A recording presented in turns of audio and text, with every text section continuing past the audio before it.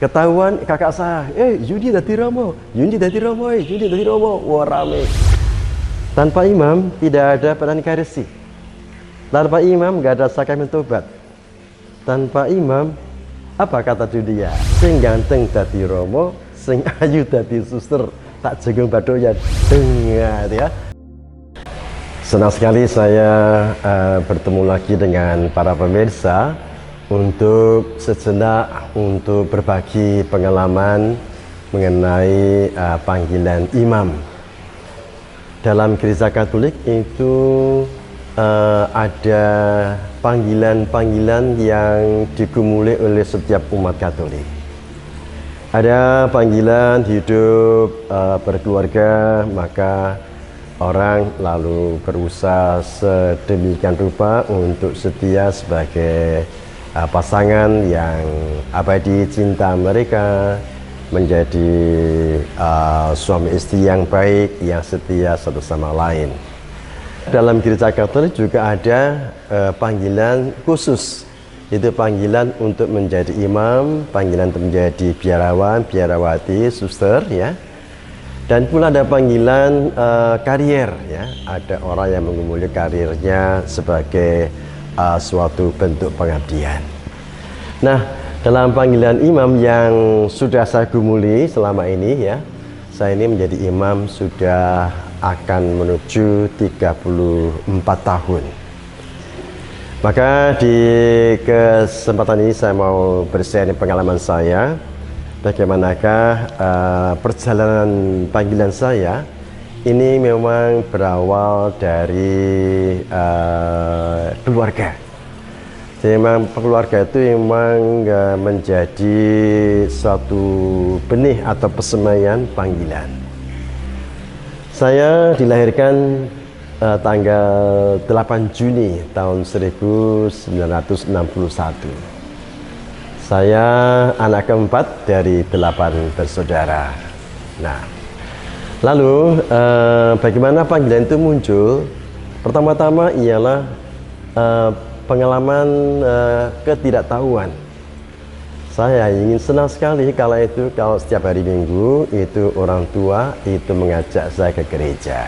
Nah ini, kalau itu saya masih kecil ya, belum ya mungkin ya seusia TK ya, 4-5 tahun. Nah dulu kalau ke gereja itu anak-anak itu selalu duduk di bawah, bersila, lalu mendengarkan, melihat apa yang dilihat di seputar altar itu. Sementara para bapak ibu itu menempati bangku-bangku ya, bangku-bangku yang disediakan oleh gereja paroki itu.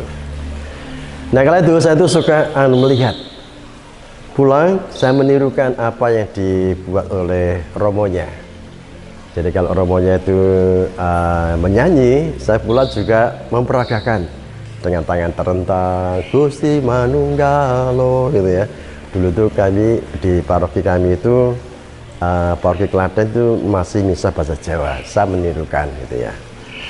Lagi ketika romonya itu mengangkat hosti, saya juga ikut memperagakan, ngangkat gelas sebagai piala gitu ya, ngangkat kue sebagai roti ya, semacam itu. Lalu pas hari raya Natal ya, itu romonya itu mendupai altar ya, itu ya, mendupai altar gitu. Pulang saya juga membuat sendiri dari kaleng susu ya, saya lubangi dengan paku itu, lalu ke dapur ambil bara. Ibu saya dulu kalau masak dengan kayu ya, ambil beberapa bara, lalu saya perciki dengan minyak tanah waktu itu,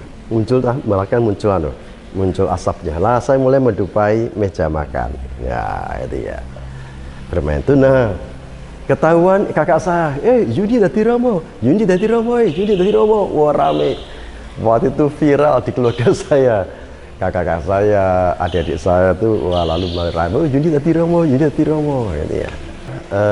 Orang tua tuh kan sehabis misa itu mengajak saya untuk bersalaman dengan romonya. Ya, salaman ya, seneng gitu. Setelah diajak salaman, ketemu suster ya, salaman. Selain salaman, saya juga dijengung badut saya, ding gitu ya. dijenggung badut saya, lalu gitu bocah ganteng, bocah apik gitu ya. Nah suatu saat ayah saya itu kan hari Minggu itu ada acara, bila pada saya kala itu nanti habis misa ya langsung pulang ya. Kala itu aku diam saja. Nah sampai ke rumah, bapak saya mau siap-siap mau ada acara di kampung, saya nangis. Waktu itu ya masih bocah ya, gedruk-gedruk. Ngapa kok nangis? Aku kok belum diajak ketemu romonya, aku belum salaman. Nah akhirnya ibu saya mengatakan, buat dia terkait dulu, diantar sebentar sana, toh tidak jauh gerejanya dengan rumah kami. Akhirnya saya diantar lagi ketemu romonya. Nah saya diajak salaman, saya dijenggung badut saya, lalu romonya bilang gini, le sudah di romo ya le, dijenggung badut saya. Nah, jadi itulah pengalaman yang saya rasakan kala itu adalah merasa bahwa aku diharapkan oleh beliau untuk jadi imam nantinya. Waktu itu saya belum tahu gimana cara jadi imam. Ya udah, pokoknya saya senang banget kala itu, senang banget pengalaman ini. Nah, lalu saya mulai tambah besar di sekolah SD atau SD kelas 3, kelas 2. Kelas 2 saya menerima komuni pertama kala itu. Mulai temannya banyak ya, teman cowok, teman cewek ya itu ya. Kelas 5 SD saya menjadi misioner. Nah itu, senang sekali kala itu. Maksudnya pakai jubah ya, jubah putih, jubah yang untuk pelayanan di Misa Kudus itu. Selain itu saya juga terus jadi misioner sampai SMP. Ada promosi pula, waktu itu ada promosi untuk siapa mau masuk seminari. Saya dinasihati oleh Romo Paroki, kamu sekolah dulu ya, masih ada kesempatan nantinya. Sekolah dulu. Lalu saya sekolah di Semea waktu itu, Semea Negeri Klaten. Nah lalu kala itu Haji Romo udah mulai pudar. Nah, pudar. Lalu lulus Semea, lalu saya ditanya oleh orang tua saya, kamu dulu katanya mau jadi Romo, jadi enggak? Oh iya ya. Nah lalu saya mulai dolan-dolan ya, dengan sepupu saya. Setelah liburan, sepupu saya dolan ke Jawa Timur waktu itu, ke Surabaya. Nah lalu datang ke gereja Kristus Raja kala itu, Surabaya. Ketemu Romo Tondo Wijoyo berarti ya, almarhum. Lalu Romo Tondo tanya, gimana, udah lulus belum? Oh sudah. Gimana, kamu nggak ingin jadi Romo? Nah Romo Tondo bilang tanya semacam itu, saya kaget loh, nggak ingin jadi Romo, apa saya bisa? Oh bisa saja, mengapa tidak, gitu ya. Nah akhirnya lalu waktu itulah saya lalu mulai jalan lagi, datang ke Seminari Menengah Garum kala itu dengan sepupu saya. Di sana saya ketemu paman saya, namanya Romo Wartadi CM juga kala itu. Nah lalu ngomong-ngomong, lalu saya tanya, apa Romo, apa saya bisa masuk seminari? Oh iso ya, bisa saja, tapi langsung saja sana matur Romo Adam. Kala itu rektornya itu Romo Adam Pak Mensud. Kalau ngomong ya akhirnya saya disarankan untuk persiapan memfotokopi ijazah, menyiapkan, pokoknya saya disuruh persiapan. Oke, saya pulang. Nah saya membuat lamaran masuk Seminari Garum. Ternyata lamaran itu diterima. Wah aku diterima, aku jadi seminaris nantinya ya. Ya udah, lalu saya masuk seminari. Nah kala itu saya mulai berteman dengan teman-teman seminaris yang lain. Dari sanalah mulai berteman, mulai ada kegiatan seminari, studi, doa, belajar, kerja bakti, itu terus teratur. Kala itu taruhlah ibaratnya itu hidup diatur oleh bel.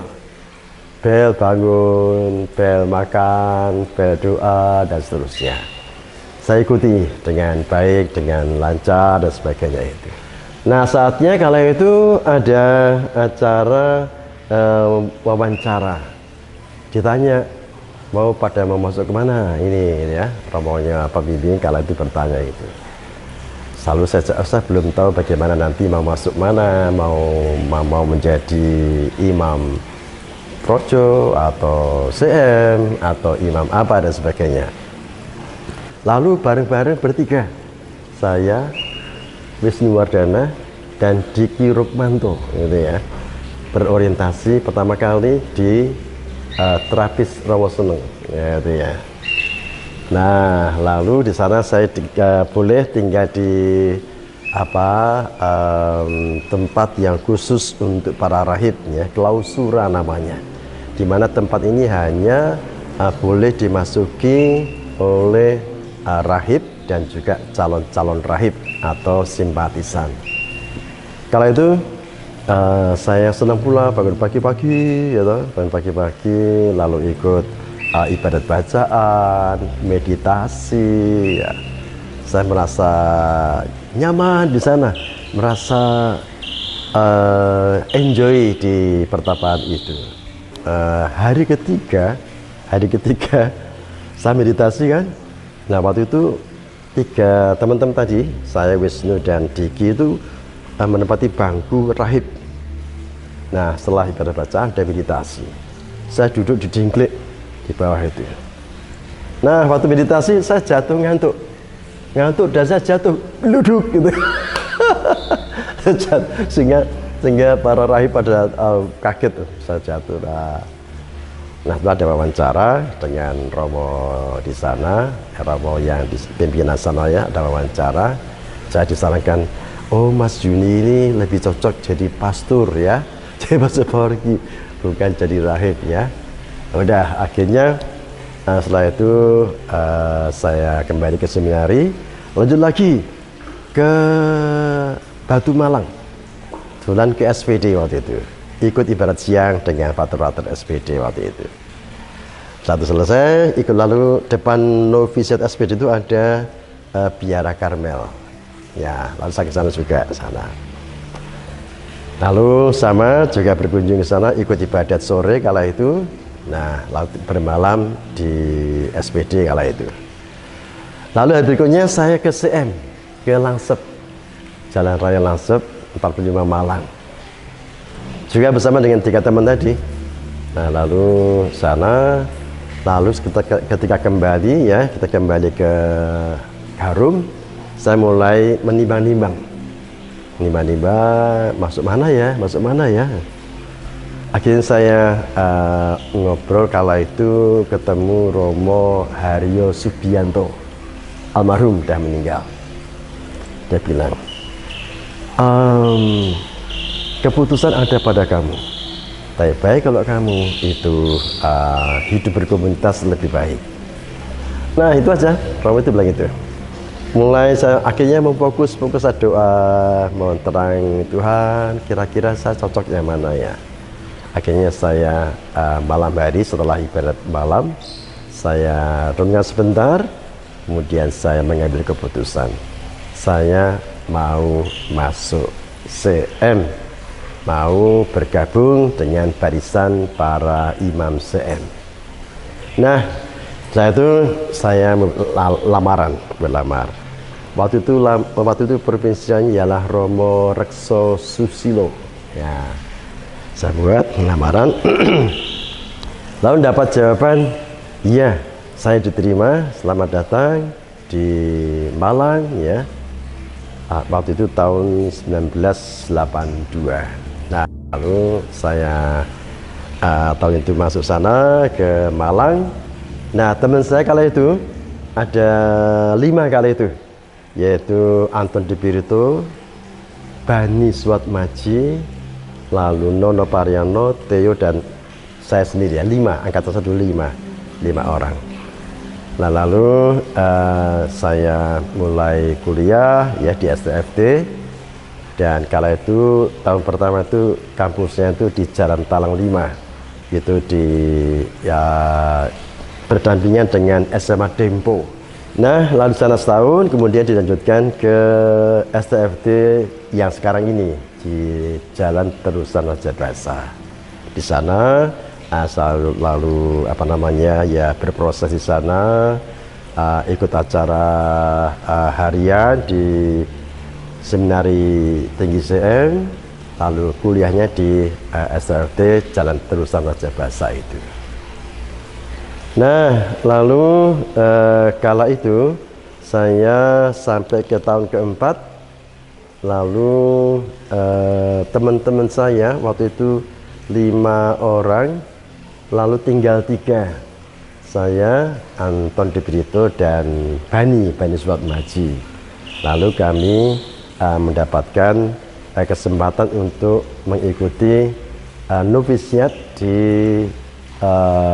Filipina. Nah, lalu kami ke sana, lalu tempatnya itu di sebuah bukit namanya Vincentian Hill Seminary ya, dia.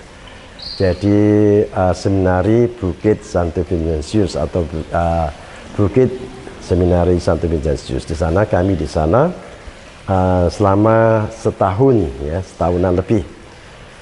Nah, kalau itu yang menarik di sana itu ialah bahwa pertama-tama kami itu bertiga, yang dari Filipina ada 5 orang, ya 5 orang.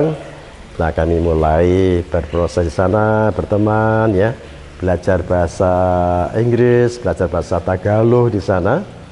Nah, masing-masing di antara kami itu ada namanya angel atau malaikat ya. Nah, yang menjadi angel saya kala itu Peter Solis ya, Peter Solis atau Popo kala itu ya. Saya memanfaatkan kesempatan itu, apapun saya tanyakan ya, entah itu bahasa Tagalog ataupun bahasa yang lain. Lama-lama saya bisa bahasa Tagalog ya, bisa bahasa Tagalog ya. Lalu ada kegiatan novisiat seperti biasa ya, acara rutin, ada doa, ada belajar, mempelajari spiritualitas Santo Vincentius ya, Pierkos sekali itu ya, mempelajari itu. Pagi membaca, sore belajar bersama dengan laporan. Lalu tiap minggu itu ada acara kegiatan berkunjung ke umat stasi ya, di Bundok namanya. Lalu selalu ada namanya prayer meeting, jadi ibadat sabda. Nah, itulah maka kesempatan itu saya juga gunakan untuk berkomunikasi dengan umat setempat, dengan memperagakan bahasa Tagalog. Kalau bahasa Tagalognya lupa, saya pakai bahasa Inggris ya, itu ya. Nah, pengalaman yang menarik kala itu, kami itu bertiga itu kerap kali punya hobi yang sama, yaitu waktu merokok. Nah, memang ada ketentuan di sana kala itu bahwa di sini tidak boleh merokok. Nah, waktu itu kami kan dari Indonesia bawa rokok. Gimana caranya ya, supaya bisa merokok ya? Akhirnya saya, Bani Anton, pakai olahraga, tapi juga bawa rokok. Bawa rokok, naik ke bukit ya, nah kurang lebih dari seminari kurang lebih ya 2-3 kilo. Habis itu merokok bus ya, habis 4-5 batang turun kembali ke seminari, ke novis waktu itu ya. Nah, lalu kita jalan kaki jalan kaki. Nah, lalu dari belakang itu muncullah mobil seminari. Pikiran kami itu, wah ini ada romo ini, kita lari, wah kencang, lari, wah ini ya. Apa yang terjadi? Ternyata itu hanya supirnya saja, manggaras waktu itu. Lalu Bani, jangkrik, kadung kesel. Iya, iya baik. Jadi pengalaman menarik itu, lalu kami ditanyakan bau rokok waktu itu. Kamu rokok ya? Iya. Lain kali jangan ya. Iya, ya oke lah, oke yes. Inilah kenakalan kami semasa novisiat. Ya berikutnya ialah kami hari Kamis waktu itu kan free. Kami ikut mobil seminari untuk teman-teman Fatwa Filosofan yang kuliah di Adamson University. Ya. Waktu itu kami hanya nunduk saja sampai di rumah induk CN. Lalu kita mencoba pulang ke seminari dengan jalan kaki. Oh itu ya, dengan jalan kaki. Sepakat ya, sepakat dengan bawa rokok. Ya udah, jadi jalan. Jadi dari Adamson University itu dengan rumah induk rumah induk CM di San Marcelino kala itu kami jalan kaki ya ini nah. Terus jalan kaki, pokoknya tetap jalan, panas jalan, hujan itu tetap jalan ya. Oh sepakat ya. Jadi kami itu jalan kaki dari San Marcelino ke Anggono Rizal itu jalan kaki. Hujan pun tetap jalan. Jadi semua basah kuyup. Perjalanan kala itu lebih dari 5-6 jam, cukup jauh memang kala itu. Nah, sampai di seminari udah malam waktu itu. Ya. Nah itulah yang kala itu saya anggap saja waktu jalan kaki itu semacam perjalanan sembari berdoa, bercanda dengan Bani, dengan Anton ya. Lalu akhirnya kembali sana, dan itulah yang menarik, yaitu perjalanan dari San Marcelino itu macam-macam. Komentar orang macam-macam, orang ini hujan-hujan kok nggak berteduh, tetap jalan aja, tetap jalan ya. Ya baik, jadi akhirnya kami ternyata harus pindah dari Anggono Rizal, Anggono ya. Novis di Anggono itu hanya 10 bulan, lalu 4 bulan di Tandang Sora, di seminari baru itu, bangunan baru, di mana kami semua itu memang harus ikut menyelesaikan buat taman, membuat galian-galian penanam pohon, bersih-bersih macam-macam itu. Jadi memang pada waktu novis itu kegiatannya selain kerja rohani juga kerja tangan, ya mencangkup, menanam rumput, ya menanam pohon, menata-nata buat taman dan sebagainya. Jadilah sekarang ini yang ada di sana. Nah, lalu setelah selesai tahun itu, tahun novisiat, lalu kami diizinkan untuk mengucapkan bonum propositum ya. Kami bertiga, lalu kala itu dihadiri oleh provinsial dan para romo seminari, dan akhirnya kami selesai mengucapkan bonum propositum adalah kaul pertama untuk calon Romo CM sebelum nantinya akan mengucapkan kaul kekal. Jadi bonum propositum adalah kaul pertama di mana kami semua setelah menjalani masa novisiat itu dinyatakan boleh mengucapkan bonum propositum di hadapan kongregasi misi diwakili oleh provinsi Filipina kala itu. Nah, lalu setelah kami pulang ke Indonesia, kami menjalani masa tahun pastoral. Nah, waktu itu saya tahun pastoral kala itu saya tahun pastoral di Paroki Santo Cornelius Madiun. Di sanalah saya lalu belajar menjadi imam dari para romo CM kala itu. Kala itu Romo Fornasari Sebastiano, ada Romo Weknyo Pranoto, dan juga Romo Santoso. Nah, mereka ini semua sudah pada pulang ke rumah Tuhan. Nah, kala itu banyak pengalaman yang menarik, mengesankan. Ya, bisa berteman dengan teman-teman misinar, dengan para legioner. Saya mendapat kesempatan untuk menjadi asisten pemimpin rohani untuk Legio Maria Mesinar ataupun Legio orang dewasa. Nah, setelah saya kesempatan baca banyak buku tentang Legio Maria, banyak buku tentang keterampilan pastoral yang harus saya pelajari, karena memang waktu itu orang harus bikin laporan ya ke kampus STFT. Kala itu yang berpastoral itu ada 4, saya, Romo Bani, Anton de Brito, dan Nono Pariono. Nah, ini. Nah, kala itu yang menjadi rektor itu pas pergantian dari Romo Biler ke Romo Ponticelli. Nah, ini juga masih kaitannya dengan kenakalan kami. Udah disepakati bahwa setiap bulan ada pertemuan peratur-peratur pastoral. Nah, kala itu kami datang itu tidak selalu sama. Saya datang duluan karena saya naik travel, pasti datang lebih awal. Anton Debiro itu baru malam, Nono baru hari paginya, Bani apalagi ya itu ya. Nah lama-lama itu sekali Romo Ponti ternyata dia niteni, kok bolak-balik dia datang nggak selalu bersama-sama. Nah pas pada konferensi itu Romo Ponti rupanya marah. Pater, sekarang tugas kalian ialah merenungkan, merefleksikan. Bedakanlah antara komunitas dan gerombolan. Jadi kami dianggap sebagai gerombolan. Nah, lalu Romo Ponti masuk kamar. Nah, saya, Bani, Anton, Nono lalu mulai, oh iya, gara-gara kita ini datanya terlalu terlambat, nggak sama-sama.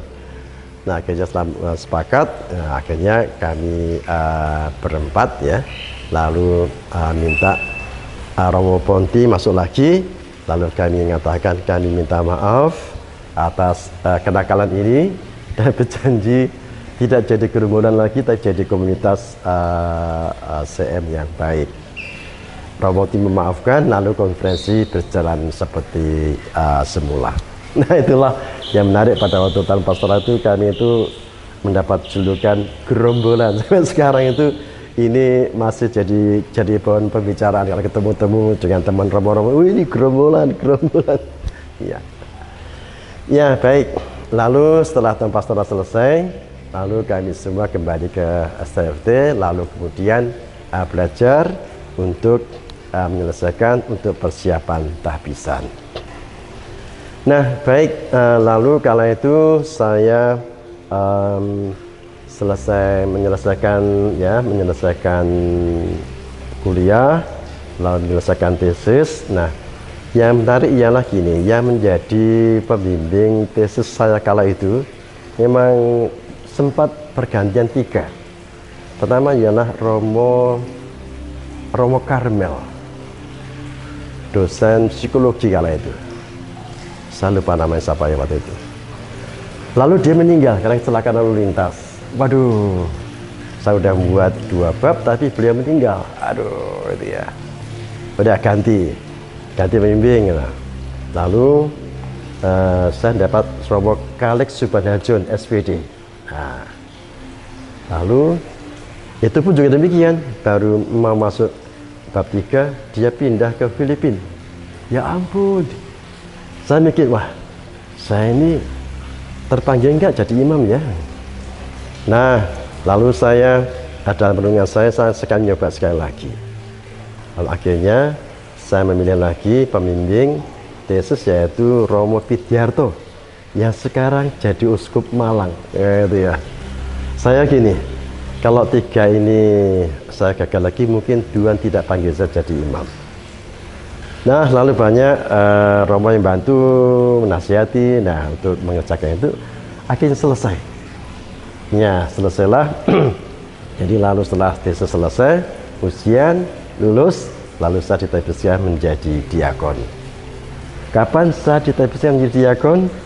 Diakon pada waktu di Malang di Seminari Tinggi CM tanggal 22 Agustus tahun 1991. Nah setelah tahbisan, lalu saya mengajukan permohonan pada Romo Ponti kala itu.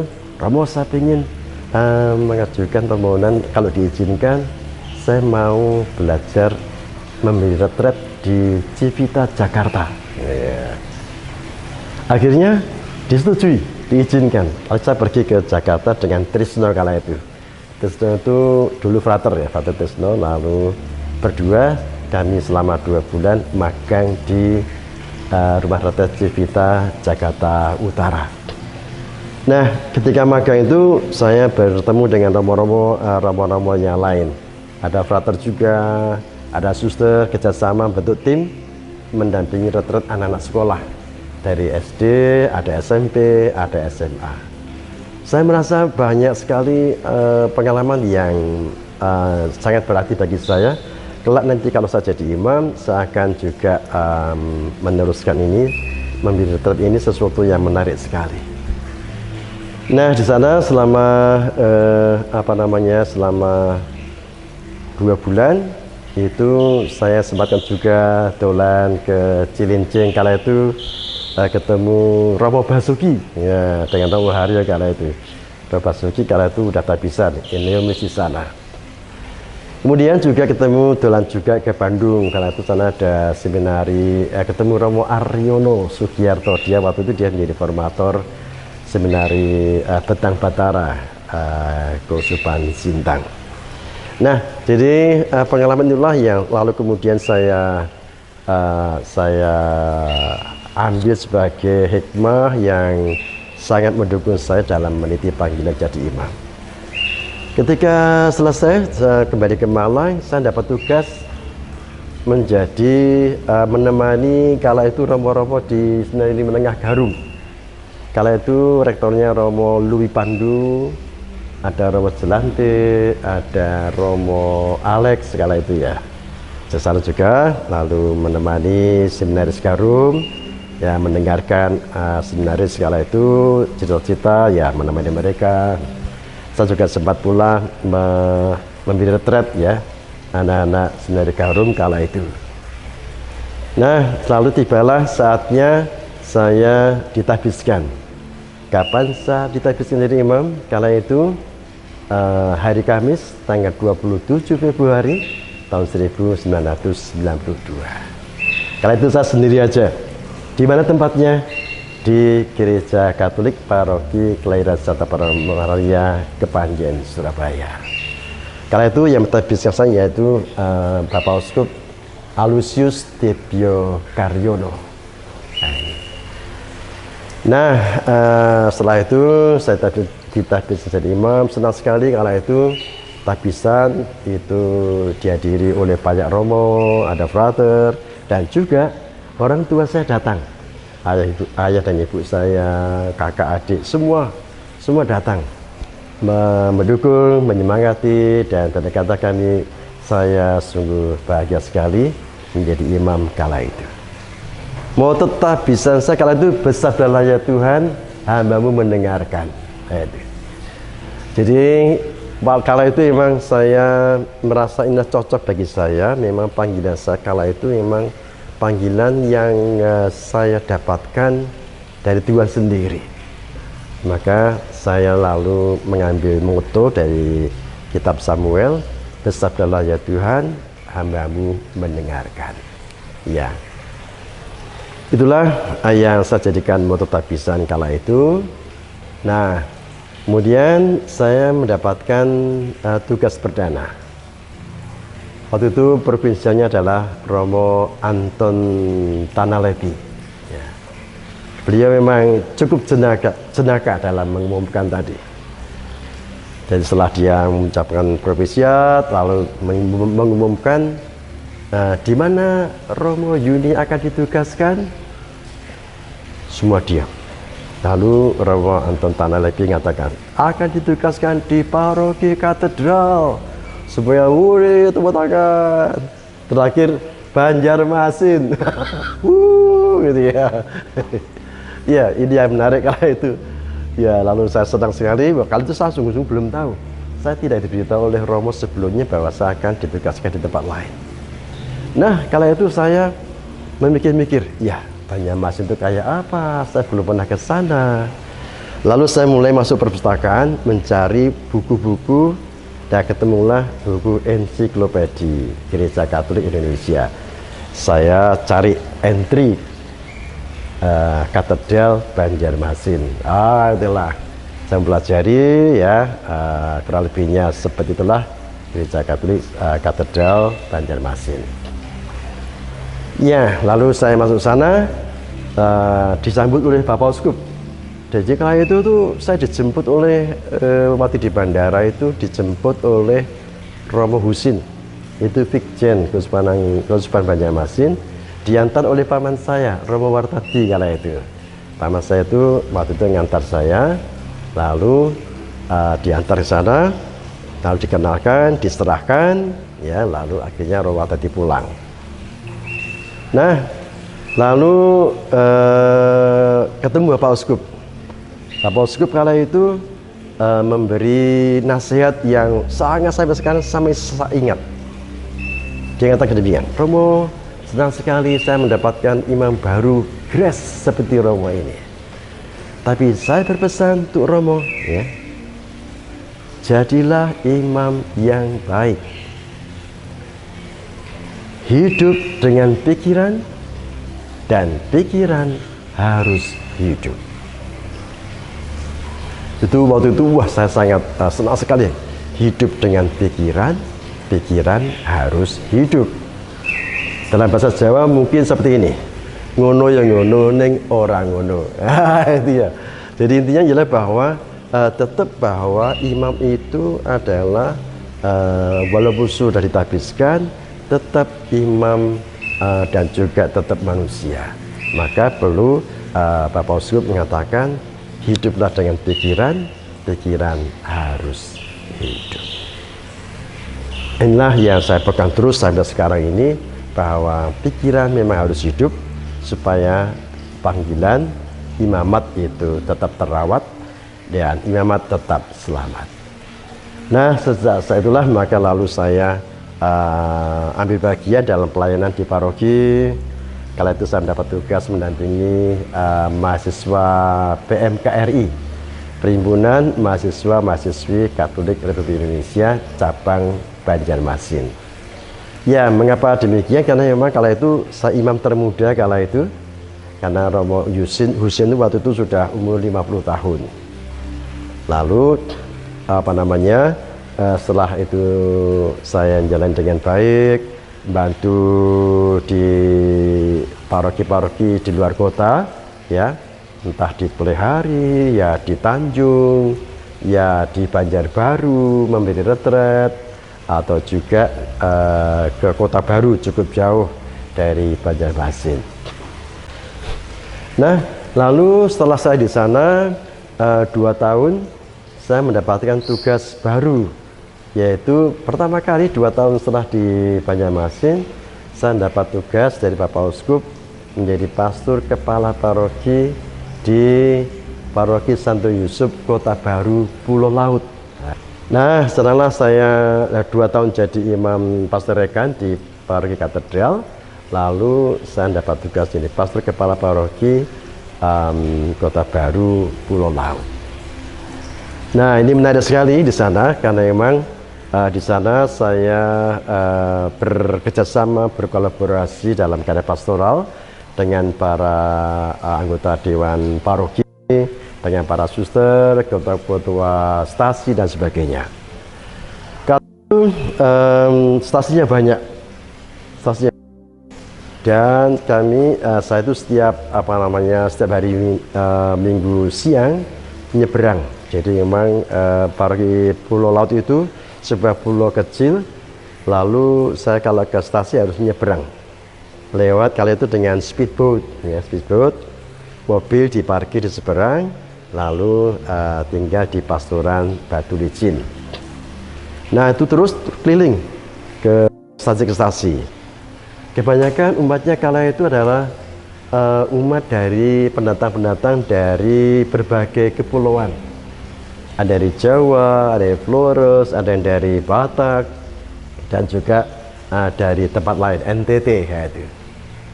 Senang sekali saya bisa berteman dengan berbagai lapisan masyarakat. Saya bisa belajar dari berbagai teman umat yang berbagai bahasa. Ya. Di Batu Licin, saya banyak berteman dengan teman-teman dari umat Katolik Manggarai, sehingga saya sedikit banyak bisa bahasa Manggarai.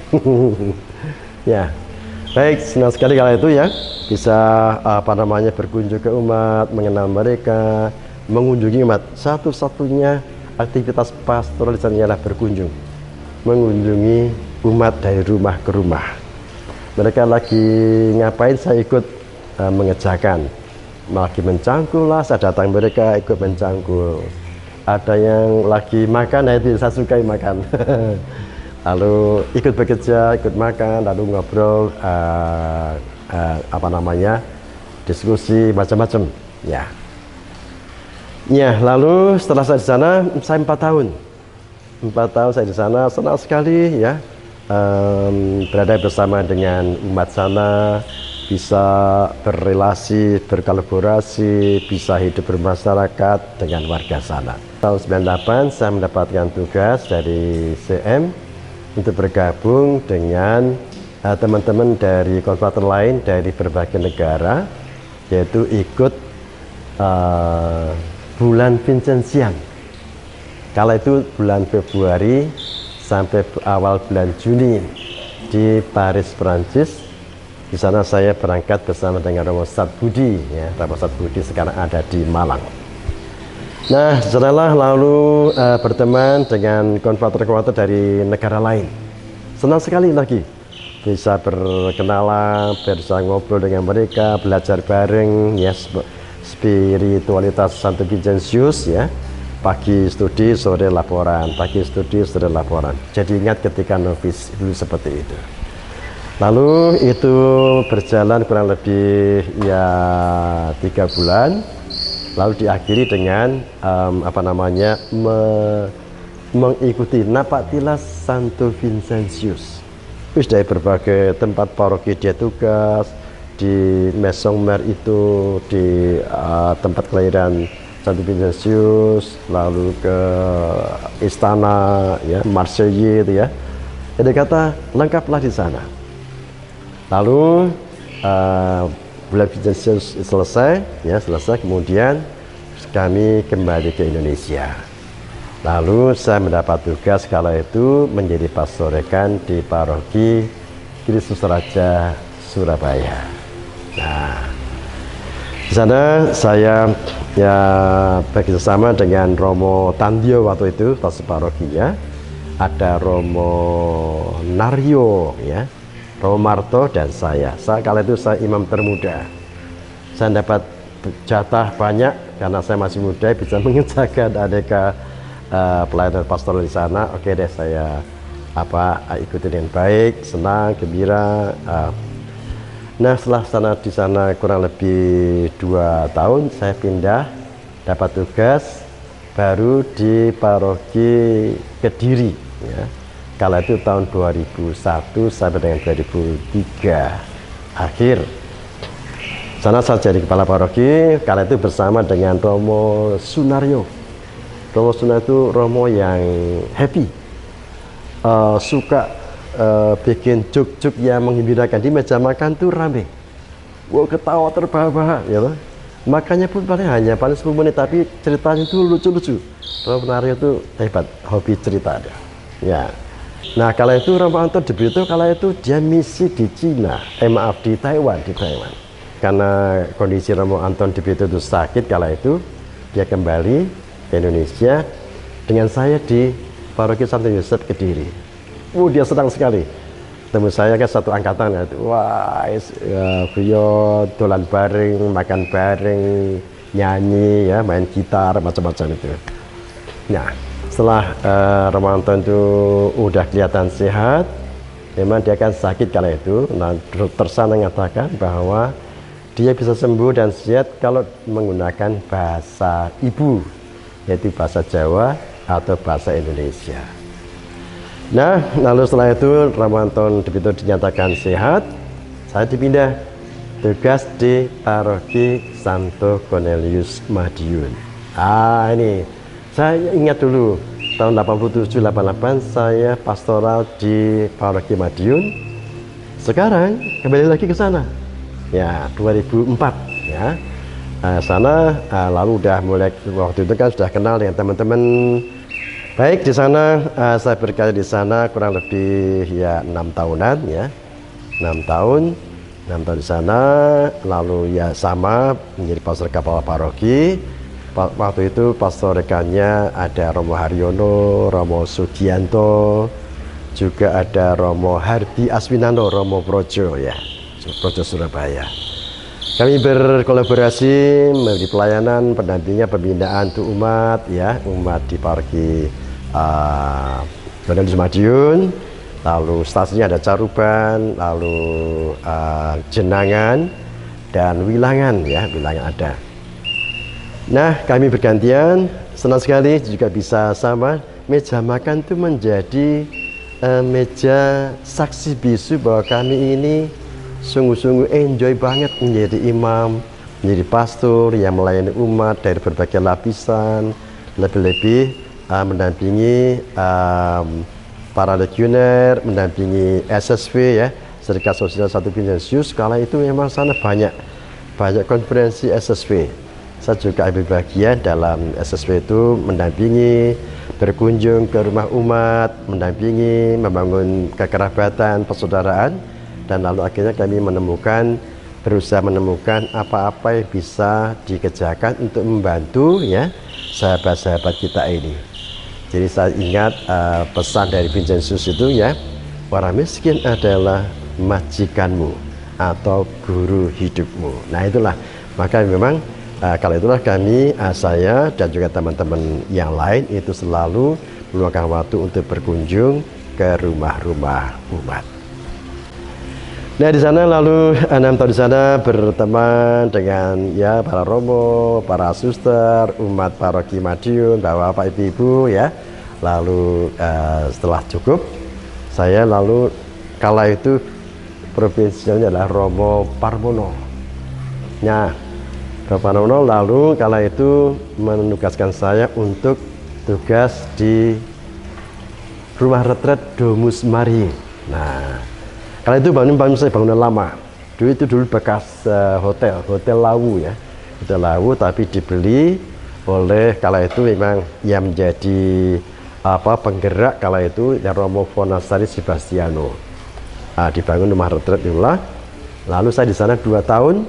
Saya menemani Romo Filippo Catini. Nah ini dia orang Italia ya. Dan memang sudah sepuh kala itu. Saya menemani dia. Lalu saya juga membentuk tim, mendampingi retret, kelompok besar, kelompok kecil, anak sekolah, suster dan sebagainya.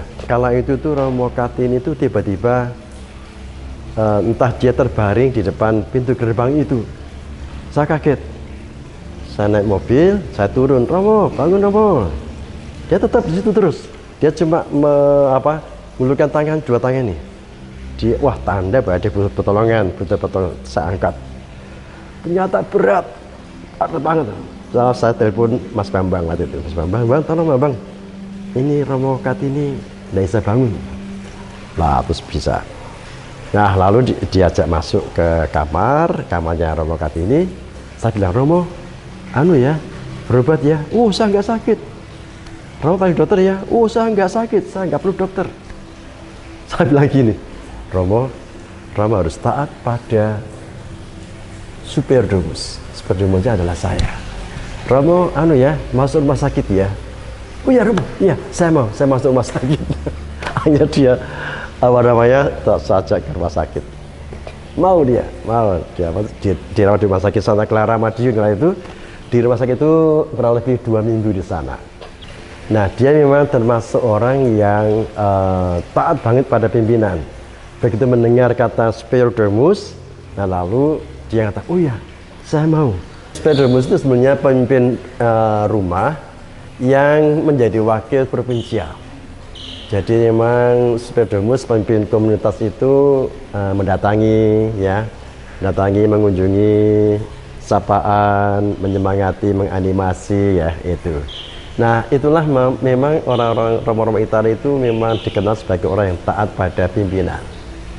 Nah kala itu mungkin pada waktu saya pertama kali meminta dia itu mungkin merasa nggak tahu siapa saya waktu itu ya.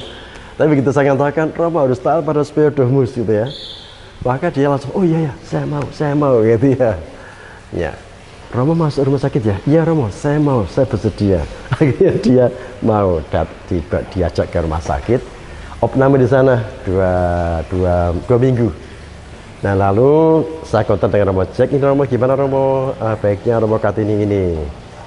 Nah akhirnya Romo Jack rupanya udah pertimbangan dengan DPP kala itu, diputuskan untuk diantar ke Kepanjen Surabaya. Nah saya antar pakai ambulan rumah sakit. Itulah pertama kali saya naik mobil ambulan itu dengan sirene yang wing wing wing. Wah, keren sekali ya. Walter sekali. Wah, jadi Madiun Surabaya itu cepat sekali. Hanya 2 jam paling. Waktu itu belum ada jalan tol ya. 2 jam sampai. ketika saya kembali ke mana, ke Sarangan, kala itu saya memang menjadi direktur rumah retret Sarangan plus pastor rekan di paroki Regina Pacis Magetan.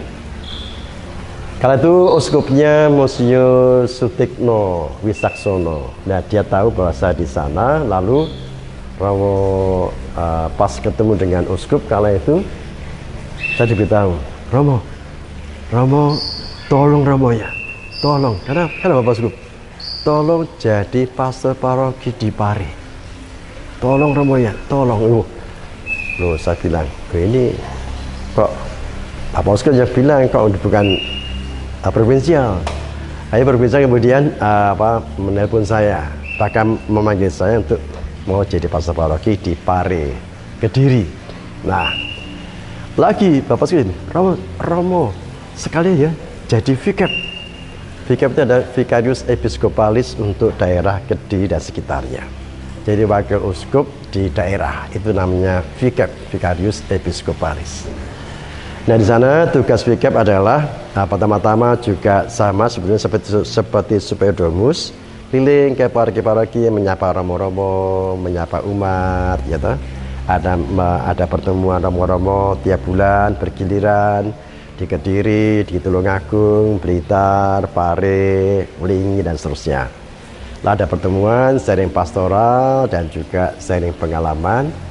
Yang intinya ialah memang membangun kebersamaan, kolegialitas para imam ya, dan itu pertemuan itu diadakan setiap bulan sekali. Nah, di Pare saya 3 tahun di sana. Yang menarik di sana kala itu ialah bahwa dulu Romo Reso Subroto, itu kakaknya Romo Reso Subroto, itu pernah juga di Pare. Di sana dia itu setiap bulan setahun sekali ada berkahan lahan sawah. Sana itu adalah kebanyakan lahan pertanian sayur-sayuran, ya. Jadi ada lombok, tanam sawi, kentang, aneka sayur-sayuran di sana ada. Nah, ini juga menjadi perhatian masyarakat sana. Ketika kala itu bulan September itu masyarakat tanya, kapan hujan ya? Gitu.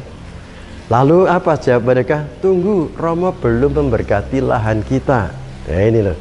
Jadi masyarakat sana itu merasa merindukan kapan Romo memberkati lahan sayur-sayur untuk mereka, dan nanti pasti setelah diberkati akan turun hujan. Nah ini menarik sekali. Ya. Udah, jadi minggu sore itu misa, habis misa Romo saya keliling ke sawah-sawah, malam-malam ke sawah-sawah dengan obor, gitu, memberkati lahan-lahan ya dengan air suci. Nah, lucunya kala itu ada orang punya gawe. Waktu itu kalau nggak salah gawe itu orang sunatan ya, nyetel tip banter sekali. Tapi ketika orang tahu bahwa ada prosesi pemberkatan lahan, mereka mematikan tipnya itu. Sampai ending terjalan lewat ya kurang lebih 100 meter baru dinyalakan lagi. Nah ini, jadi mereka itu warga sana itu sangat antusias menghormati kegiatan liturgi dari Gereja Katolik. Nah itu. Nah, setelah pemberkatan lahan, betul turun hujan, tak lama lagi 2-3 hari kemudian turun hujan. Wah, warga sana senang, ayo kita nggarap lahan. Ya, menggarap lahan yang baik, tanam lombok, tanam sawi, tanam aneka sayur-sayuran ya. Nah itu yang lalu mereka senang sekali. Nah, lalu beberapa bulan kemudian ada musim panen. Itu juga demikian. Jadi mereka itu ketika musim panen mereka ngambil sebagian panen pertama itu dikumpulkan di gereja. Dikumpulkan di gereja ini sebagai persembahan pada Tuhan, bersyukur boleh panen di musim ini. Nah, lalu dikumpulkan kemudian diberkati oleh Romo, diberkati. Nah, lalu yang itu tadi semua itu dibagikan. Lumayan, dulu dibagikan ke Panti Werda Kediri, di seminari, bahkan juga di tempat lain. Jadi panen pertama tadi jadi apa ya? rangkuman pertama itu dikumpulkan. Ada banyak, lombok, ya sawi, ya sayur-sayuran, kelapa, ya kentang, macam-macam itu. Kemudian disumbangkan sebagai persembahan kepada Tuhan melalui seminari, melalui panti werda, panti asuhan, paroki dan sebagainya. Lalu juga dijual ke warga dan inilah kegembiraan mereka. Dan yang menarik ialah bahwa Pare itu sampai sekarang ya itu masih ada pemberkatan lahan dan panen pertama. Dan ini menarik sekali, malam-malam itu suasana syahdu ya, diberkati, prosesi, lalu membagi hasil panen pertama kala itu ya. Itulah pengalaman menarik di Pare kala itu. Paguyuban umat juga terasa banget. Saya merasa bahwa umat Pare itu orangnya baik-baik ya, semuanya itu sungguh-sungguh semangat ya, gerap ya, dan inah yang mengesan ya kala itu. Nah, lalu dari Pare lalu saya dapat tugas lagi pindah ke paroki Santo Paulus Bojonegoro. Nah ini ingat Bojonegoro ya itu ya. Baik, di sana saya juga cukup lama di sana, 7 tahunan. Lalu sama kegiatannya menjadi gembala bagi umat di paroki, di stasi ya. Lalu sana ada stasi yang sampai sekarang mungkin masih menggunakan kalau misa memakai bahasa Jawa. Ini saya senang kalau itu bisa mempraktekkan lagi homili dalam bahasa Jawa. Dan sana juga ada misa dengan gamelan pas ulang tahun paroki, ulang tahun stasi, selalu misa dengan iringan gamelan. Menarik, itu mengesankan sekali karena memang mereka semua adalah umat yang semuanya orang Jawa dan semuanya orang-orang petani. Mereka juga menggarap lahan dan sebagainya itu. Di Bojonegoro saya di sana 7 tahun. 7 tahun saya berada di sana ya, berteman. Nah, yang menarik kala itu saya ini berrelasi dengan teman-teman FKUB, Forum Kerukunan Umat Beragama, lintas agama, lintas kultural. Dan agendanya ialah kumpul bareng, tokoh-tokoh agama berkumpul, sharing, ganti lagi di tempatnya Gus Huda ya, mancing ya, makan bareng ya. Lalu juga tempat lain, ke gereja, ke kelenteng, lalu ke tempat wihara dan sebagainya. Jadi memang mengembirakan sekali, mengesankan sekali bahwa sana itu Forum Kerukunan Umat Beragama itu sangat-sangat terbina, kami akrab. Sampai sekarang pun saya masih kontak dengan teman-teman Bojonegoro, khususnya tokoh-tokoh umat beragama ya. Sehingga saya merasa bahwa ada suasana kekerabatan, persaudaraan yang sangat-sangat akrab dan menggembirakan. 7 tahun di sana saya dapat tugas baru, yaitu saya dapat tugas di paroki Fransiskus Xaverius Tanjung Priuk, Jakarta Utara. Nah, ini adalah tahun keempat saya di sini. Lalu saya juga mengalami pengalaman yang banyak, bisa berrelasi dengan teman-teman berbagai suku bangsa ada di Priuk ya. Tapi memang ada 5 besar inkulturasi ya, yaitu Jawa, Tionghoa, Sumatera Utara, kemudian Sulawesi Utara, dan NTT. Nah, NTT, Nusa Tenggara Timur. Nah, itu 5 inkulturasi besar ini masing-masing menampilkan kekhasan mereka. Jadi saya sangat-sangat bersyukur bisa berteman dengan mereka, mempelajari kultur mereka, masakan-masakan mereka, khas Sumatera Utara, khas Manado, khas Tionghoa, khas Jawa, semuanya masakan ada. Yang penting tahu tempat, yang penting bisa tahu tempat mana yang paling cocok. Nah, dan jangan lupa ada duit untuk beli makanan. Ya, baik. Jadi menarik sekali di Tanjung Priok ini. Lalu saya juga yang menarik lagi di sini ada banyak kelompok-kelompok paduan suara. Nah, lalu saya juga merasa disemangati oleh mereka semua, bisa berrelasi dengan romo-romo di Domus Jakarta. Jadi sebagai kita tahu bahwa Romo CM di Jakarta berkarya di Tanjung Priuk dan di Paroki Cilincing, Paroki Salib Suci. Juga bisa berrelasi dengan teman-teman imam se-Dekrat Utara dan seluruh imam se-Keuskupan Agung Jakarta. Nah, itulah yang saya rasakan sebagai pengalaman yang menarik sekali, dan bisa berrelasi, bisa berkolaborasi dengan teman-teman DPH, dengan teman-teman imam, biarawati, dan juga dengan seluruh umat yang berbagai lapisan.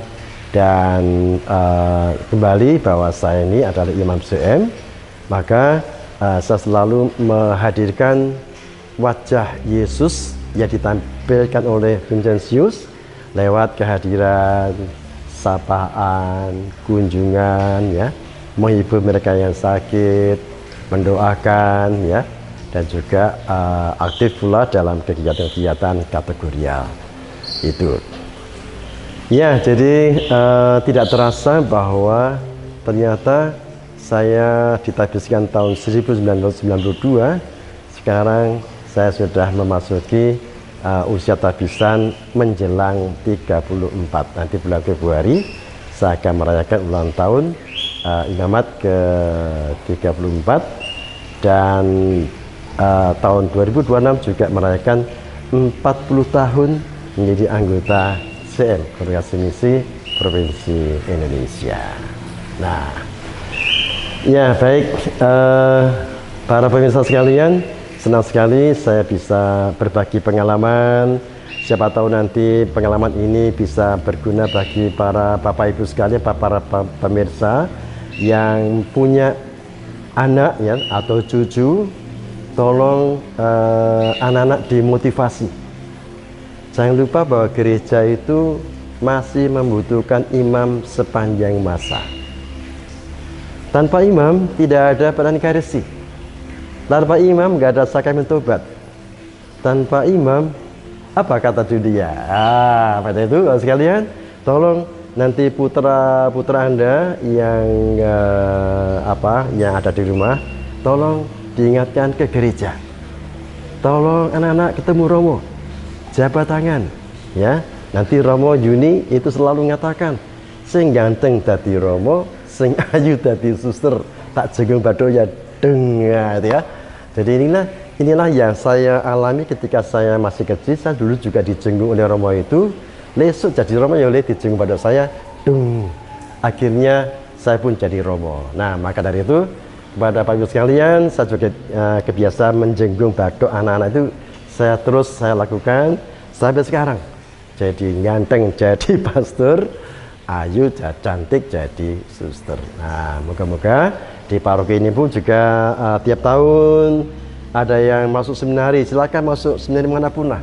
Yang penting jadi imam. Ya, kalau putri jadi suster. Nah, berharap moga-moga di tahun ini pun juga ada tunas-tunas muda yang masuk seminari ataupun masuk biara menjadi suster, seminari masuk seminari menjadi imam. Dan semoga teman-teman sekalian, Bapak Ibu sekalian termotivasi dengan percakapan ini, dan juga anak-anak muda juga tergerak untuk jadi imam.